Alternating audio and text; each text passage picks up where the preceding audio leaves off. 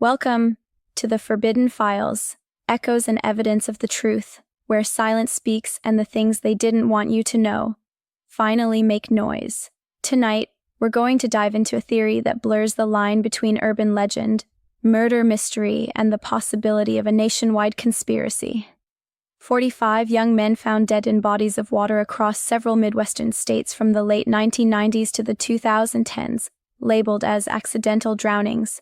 The cases were dismissed by law enforcement agencies, but some suggest they were victims of one or multiple serial killers when their bodies are found. If they're found, there's almost always a symbol nearby, a crudely drawn face, smiling. This is the case of the Smiley Face Killers. Let's rewind to the late 1990s. Our story begins in 1997 with Patrick McNeil, a 21-year-old Fordham student. He left a Manhattan bar and disappeared. Over a month later, his body was found in the East River, 20 miles away. NYPD's top man, Kevin Gannon, wasn't by accident. Detectives Gannon and Anthony Duarte were the first to notice the disturbing patterns. Dozens of young men, all athletic college students, were disappearing from cities all across the Midwest after a night out drinking, only to be found dead days or weeks later in bodies of water, all written off as accidental drownings. Case closed, but Gannon and Duarte saw more. Graffiti. Near most of the sites, a smiley face, spray-painted, smirking, always lurking in the background. Coincidence? Or calling card?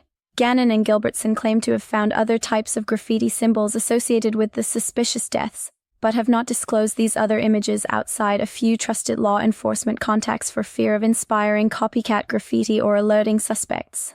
As recently as 2017, Gannon and Duarte were still examining evidence going back to the late 1990s that they believe connects the deaths, but other police forces that have investigated the deaths dispute the conclusion that the cases are linked. Criminal profiler Pat Brown calls the serial killer theory ludicrous, arguing that the evidence does not fit what is known about serial killers. In March 2009, Lee Gilbertson, a criminal justice faculty member at St. Cloud State University, voiced his support for the theory the murders were connected on an episode of Larry King Live. Let's break down the theories. Theory 1, it's a coordinated group of killers, an underground network operating in secret, possibly communicating online. Their motive: ritual, thrill, or something darker we can't define. Theory 2, it's a symbol of chaos. Some believe the smiley face isn't tied to the killer. It's a symbol inviting evil. Think Joker energy, a tag left by copycats, opportunists, or cult followers. Theory 3, there is no killer. It's just a chilling coincidence. A grim mix of college partying, cold weather, and overactive imaginations. The smiley face. Common graffiti. Nothing more. But here's the thing. Over 40+ cases, different states, same patterns, and not one confirmed arrest. So, is the danger real, or have we become characters in our own true crime story? Here's where it gets weirder. A few families claim their sons were excellent swimmers, yet they were found drowned in calm water, fully clothed. Some had defensive wounds, some had GHB, the so-called date rape drug, in their system, despite never being known to use drugs. Still, the FBI has publicly dismissed the theory, which begs the question, what evidence are we missing? Or, what evidence are they hiding? Ruben Rosario of the St. Paul Pioneer Press has questioned Gannon's motives, stating that Gannon has failed to provide any factual evidence that a group of killers exists.